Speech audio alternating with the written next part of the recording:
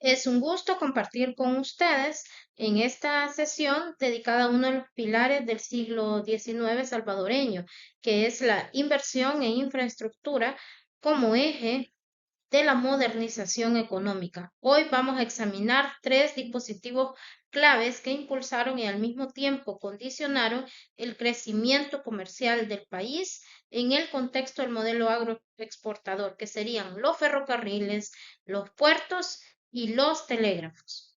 El análisis que realizaremos no será puramente descriptivo, vamos a interpretar estas transformaciones como parte de una lógica más amplia que sería el proyecto liberal post-independiente que pretendía insertar a El Salvador en el mercado mundial, pero a un costo social, territorial y político significativo.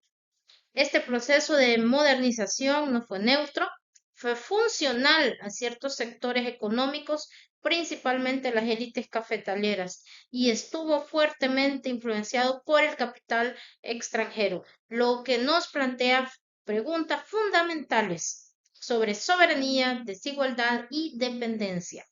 Desde nuestra perspectiva como historiadores y docentes, nos interesa entender qué estrategias impulsó el Estado para materializar esta modernización, a quién benefició y a quién excluyó, qué huellas dejó este modelo de infraestructura en el presente territorial y económico del Salvador. Como parte del proceso de modernización económica en El Salvador durante el siglo XIX, es fundamental que entendamos no solo los hechos históricos aislados, sino también las lógicas estructurales que lo sustentan. Este proceso no fue espontáneo, sino que se inscribe en una agenda ideológica, económica y geopolítica mucho más amplia. En el primer recuadro vemos que tras la independencia y especialmente a partir de la segunda mitad del siglo XIX, los gobiernos liberales en El Salvador impulsaron una visión de progreso basada en el liberalismo económico. Este modelo promovía la privatización de tierras comunales, la destrucción del poder de la Iglesia y el fortalecimiento de una economía orientada a la exportación. La modernización económica no se pensaba solamente como una mejora en infraestructura, sino como una transformación estructural del país. En este contexto se buscó insertar a El Salvador en el mercado mundial como exportador de productos agrícolas de alto valor. En un primer momento el añil, al inicio del siglo, y progresivamente el café. Esta inserción exigía condiciones logísticas y comunicacionales completamente nuevas, rutas de transporte rápidas, puertos eficientes y medios de comunicación modernos como el telégrafo. De ahí surge la necesidad de crear infraestructura que acompañara esta apertura económica.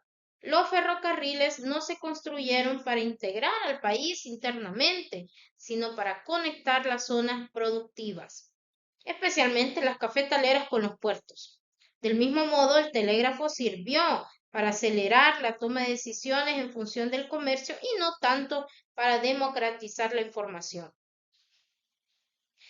Y por supuesto, este proceso no fue autónomo. La modernización económica dependió en gran medida de la inversión extranjera, particularmente de capitales británicos y estadounidenses. Muchas concesiones para ferrocarriles y puertos fueron otorgadas a empresas extranjeras, a menudo con condiciones desfavorables para el país.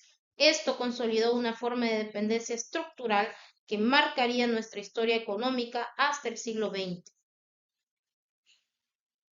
Entonces, cuando hablamos de modernización, debemos preguntarnos, ¿para quién se modernizó El Salvador? ¿Quiénes se beneficiaron realmente de esta infraestructura y qué modelo de desarrollo se consolidó con la intervención extranjera y esa lógica exportadora? Cuando analizamos el proceso de modernización económica en El Salvador, no podemos perder de vista que este fue impulsado desde el Estado, pero bajo una lógica muy particular que fue la lógica del capital. Las decisiones no solo buscaban desarrollar al país, sino adecuarlo a las exigencias del comercio internacional, especialmente el comercio del café. El Estado salvadoreño carecía de capital propio suficiente, por lo que recurre a otorgar concesiones a empresas extranjeras, principalmente pues británicas y estadounidenses, para construir y administrar obras como ferrocarriles, puertos y telégrafos. Estas concesiones incluían beneficios fiscales, exenciones aduaneras y muchas veces el control operativo durante décadas. Esto generó una forma temprana de dependencia económica. En una segunda estrategia, se recurrió al endeudamiento público y legislación a favor del capital. Es decir, para atraer inversiones, el Estado liberal emitió leyes que garantizaban la seguridad jurídica de las inversiones y contrajo deuda pública para financiar proyectos de infraestructura.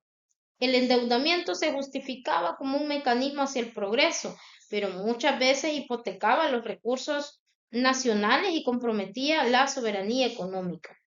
Una tercera estrategia tuvo que ver con la reconfiguración territorial. Es decir, las obras de infraestructura no se planificaron para integrar a toda la población, sino para conectar zonas productivas con puntos de exportación. Esto implicó una reconfiguración del territorio. Se desplazaron comunidades, se abrieron caminos en función del café y se reorientó el uso de la tierra hacia fines mercantiles. El territorio entonces deja de ser una unidad cultural o social y se convirtió en una plataforma logística. Una cuarta estrategia tiene que ver con la prioridad a zonas cafetaleras. El foco pues estuvo en la región occidental del país, donde se concentraban las plantaciones de café. Las inversiones en ferrocarriles y en puertos se dirigieron hacia esos territorios estratégicos. Esto generó desequilibrios regionales, ya que el oriente del país, por ejemplo, fue históricamente marginado del proceso de modernización. En esta imagen estamos viendo un vagón del antiguo ferrocarril salvadoreño, símbolo visible de lo que se entendió en su momento como modernización. Sin embargo, es importante que vayamos más allá de la imagen y pensemos críticamente en lo que realmente implicó este proceso. El ferrocarril de Sonsonate de San Salvador, 1882. Este fue uno de los principales proyectos de infraestructura del siglo XIX, inaugurado formalmente en 1882. Conectaba la región cafetalera del occidente del país con el puerto de Acajutla, permitiendo una ruta eficiente para exportar café, el producto estrella de la economía salvadoreña en ese momento. El objetivo no era integrar poblaciones ni facilitar el transporte local de personas. Era una obra funcional al modelo agroexportador. El café se recolectaba en la finca, se transportaba en mulas hasta estaciones ferroviarias y de ahí iba directamente al puerto para ser embarcado rumbo a Europa o Norteamérica. Este progreso vino acompañado de un alto costo para sectores populares. Se realizaron expropiaciones de tierras comunales, muchas veces sin una compensación justa. El trabajo en la construcción del ferrocarril fue forzado y precario, con indígenas y campesinos obligados a laborar en condiciones durísimas. Ahora bien, hay algunos puertos claves de los que podemos hablar en el país, pues son tres, de Acajutla, el de la Libertad y el de la Unión. Estos puertos no surgieron por necesidades internas o comunitarias, sino por la urgencia de conectar al país con el comercio marítimo internacional. Acajutla fue el más relevante por su cercanía con las zonas cafetaleras del occidente, seguido por la Libertad y más tarde la Unión, y su función era estrictamente económica y estratégica. A partir de la década de 1870, estos puertos comenzaron a ser remodelados o construidos desde cero para cumplir con los requisitos de exportación masiva. Se buscaba facilitar la salida eficiente del café hacia Europa y Estados Unidos. La lógica era clara: si no se exporta rápido, se pierde competitividad. Las obras incluyeron muelles de carga, almacenes y sistemas de transporte conectados al ferrocarril. En algunos casos, como Acajutla, se invirtió en infraestructura que permitiera embarcar en condiciones climáticas adversas. Esto evidencia cómo la infraestructura fue pensada para servir al mercado externo, no a la movilidad interna. Al igual que con los ferrocarriles, estos proyectos fueron adjudicados a empresas extranjeras, principalmente británicas y estadounidenses, que obtenían el control del puerto durante varios años o décadas. Este control incluía la recaudación de tasas portuarias y otros beneficios, consolidando así una relación de dependencia económica. El desarrollo portuario también refleja la concentración del poder económico en la región occidental. Las zonas del oriente menos integradas al modelo cafetalero quedaron marginadas de estas inversiones. Esta desigualdad territorial sigue teniendo efectos hasta hoy. En esta diapositiva analizaremos un elemento mucho menos visible en la narrativa sobre infraestructura: el telégrafo. A pesar de su perfil técnico, la red telegráfica fue una herramienta política de primer orden en la consolidación del Estado salvadoreño moderno. El telégrafo fue introducido en El Salvador en el marco de la agenda modernizadora liberal, no solo como avance tecnológico, sino como un mecanismo de eficiencia estatal. Representó una ruptura con los sistemas tradicionales de mensajería y permitió, por primera vez, la comunicación casi instantánea entre regiones. Las primeras líneas telegráficas se establecieron en los años 1870, conectando San Salvador con las principales cabeceras departamentales. Su crecimiento fue paralelo al desarrollo de las rutas ferroviarias y portuarias, formando parte del entramado funcional del comercio y la administración estatal. Desde la perspectiva del Estado, el telégrafo se convirtió en una herramienta de control.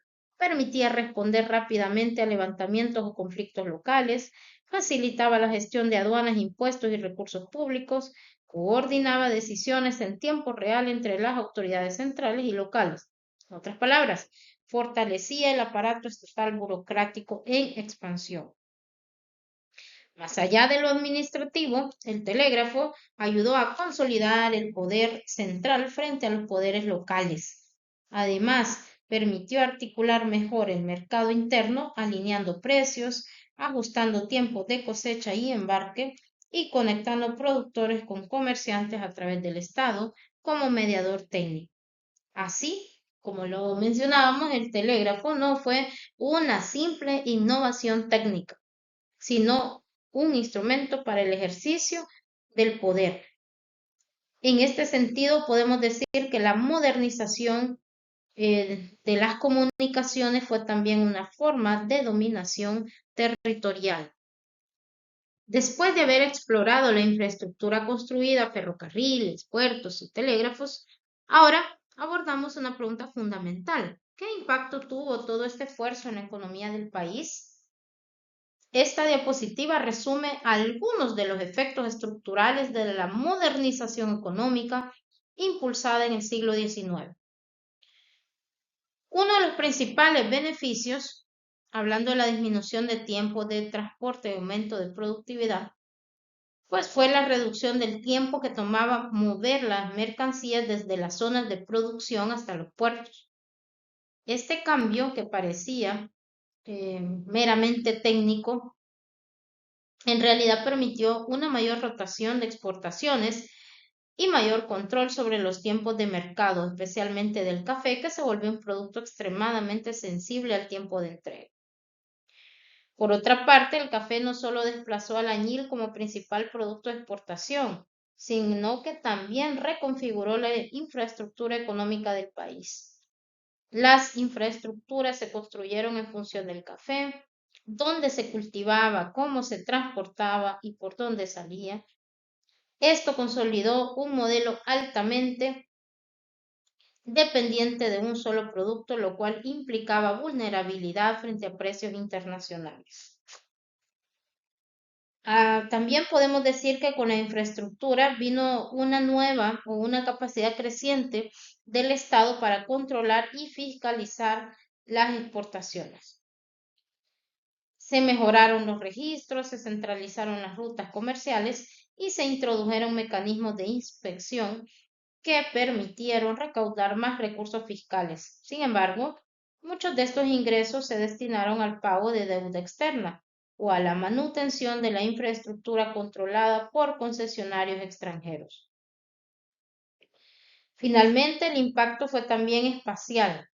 Las líneas ferroviarias alteraron la fisonomía del territorio, generando nuevas centralidades económicas como estaciones intermedias que se convirtieron en pueblos o ciudades. En las zonas rurales, los caminos, los muelles y las líneas telegráficas transformaron el paisaje y con él las relaciones sociales, laborales y de propiedad. Este impacto económico no puede entenderse sin considerar sus efectos sociales y territoriales. La infraestructura no solo modificó los flujos comerciales, transformó las jerarquías sociales, la tenencia de la tierra y las dinámicas urbanas. Por eso, en las siguientes diapositivas nos adentraremos en el impacto social de esa transformación. En esta imagen vemos a mujeres indígenas limpiando café a mano, probablemente en una finca o beneficio podría ser del occidente del país. Esta fotografía, lejos de ser una simple escena de trabajo, nos ayuda a comprender las profundas implicaciones sociales y políticas de la llamada modernización económica. Lo que se vendió como progreso para el país tuvo un impacto desigual y en muchos casos devastador para las comunidades rurales. La expansión de la infraestructura vino acompañada de la necesidad de tierras para el cultivo de café. Esto se tradujo en expropiaciones sistemáticas de tierras comunales indígenas, amparadas en reformas liberales, y el despojo de campesinos que no podían demostrar legalmente la propiedad. Muchas comunidades fueron desplazadas de territorios ancestrales. Como consecuencia surgen una nueva élite terrateniente consolidada en la zona occidental del país, que no solo acumuló tierra, sino también poder político. Esta élite financió parte de las obras de infraestructura, se benefició de las concesiones estatales y articuló un sistema económico que giraba en torno a sus intereses. Se instauró también una estructura laboral que implicaba jornadas extensas, pagos miserables, frecuentemente en vales canjeables en tiendas de finca, y vigilancia constante. Aunque se abolió legalmente el trabajo forzado, en la práctica muchos indígenas y campesinos vivieron condiciones muy cercanas a la servidumbre. Todo este andamiaje, ferrocarriles, telégrafos, puertos, se diseñó para servir al comercio exterior, no para mejorar la vida de las mayorías. No se construyeron escuelas, centros de salud ni caminos rurales con la misma intensidad. La lógica fue una infraestructura para maximizar las ganancias del capital agroexportador, no para democratizar el desarrollo. Este impacto social y político nos obliga a replantear el concepto de modernización. ¿Podemos hablar de desarrollo cuando la equidad se sacrifica? ¿Es legítima una infraestructura que desplaza, explota y excluye? Estas son preguntas esenciales para la reflexión histórica crítica que debemos construir desde la academia.